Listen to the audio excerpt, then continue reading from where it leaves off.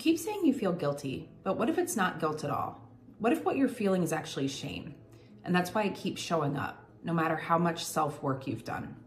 Hi, I'm Kristen. I'm a psychotherapist and I work with people dealing with anxiety, perfectionism, and unresolved childhood trauma.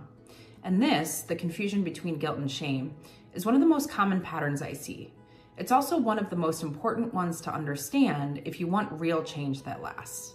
So let's start here, really simply. Guilt says, I did something wrong. Shame says, there's something wrong with me.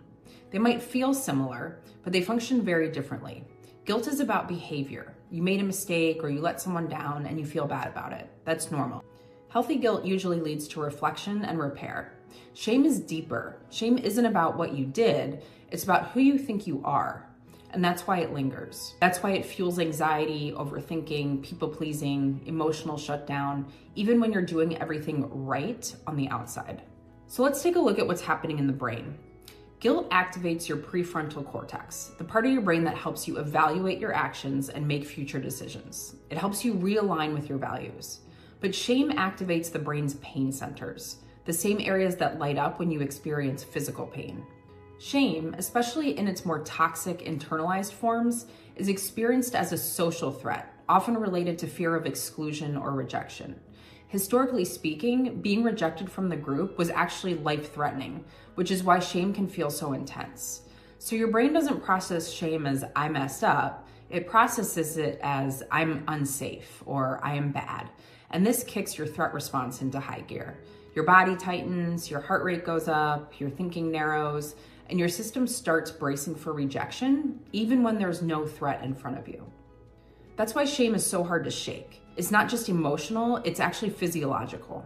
Most shame isn't created in adulthood. It's wired in early and it usually starts long before we even had words for it. A child's brain, especially under age 7, is a sponge. That means it's not thinking critically, it's just absorbing.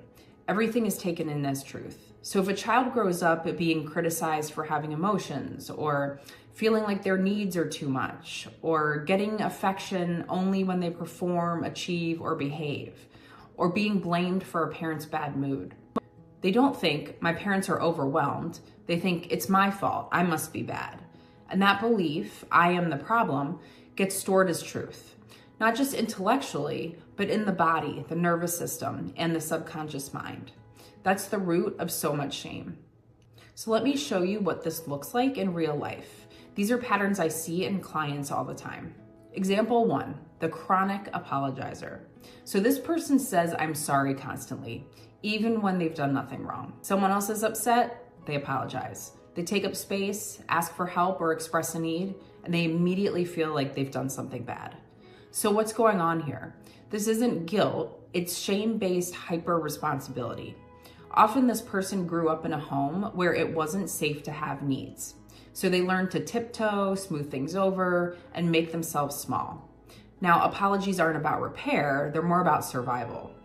Example 2 is the perfectionist who can't rest. They over-deliver, they hit every deadline, they're praised constantly, and still they feel like they're failing. They relax but can't stop scanning for what's next. They succeed, but it never feels like enough. So what's going on here? This isn't just ambition, it can be shame wrapped in productivity. And there's a belief wired in deep. My value is conditional on achievement. So rest feels like risk, stillness feels like failure, and achievement becomes a coping mechanism, not necessarily celebration. Example 3, the people pleaser who feels resentful. So this is the person who says yes to everything. They're the go-to coworker. They never want to be a burden, but inside they're tired, drained, frustrated. And then they feel bad about that too. So what's happening here? This isn't guilt about disappointing people necessarily. It can be shame tied to worth. Often they learned, I only matter when I'm useful. So now saying no feels dangerous, like a threat of rejection. Their people-pleasing isn't kindness, it's self-abandonment driven by shame. So here's the key difference. Guilt says that wasn't in line with my values. It leads to growth, repair, and change. Shame says, I am the problem. It leads to hiding, overcompensating, disconnecting. And the mistake most people make is treating shame like it's guilt. So they try to logic it away. They try to fix themselves. They aim for more self-discipline, more productivity, more positivity.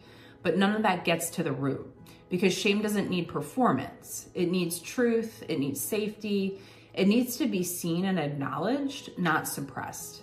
So if this is clicking for you, if you've been stuck in these cycles of overthinking, overfunctioning, and feeling like nothing you do is enough, then I want you to know this isn't who you are. This is what you learn to do to adapt, and you can learn something new. That's exactly what I help people with inside Anxious to Anchored, a step-by-step program designed to help you understand how these patterns got wired in, how they keep showing up, and then what it actually looks like to shift them from the inside out. No mindset hacks, no think your way out, just real tools that work with the systems already running in your body and brain. If you want to feel grounded, not constantly bracing, if you want clarity instead of chaos, if you want to feel like you can trust yourself again, then click the link below to learn more about Anxious to Anchored.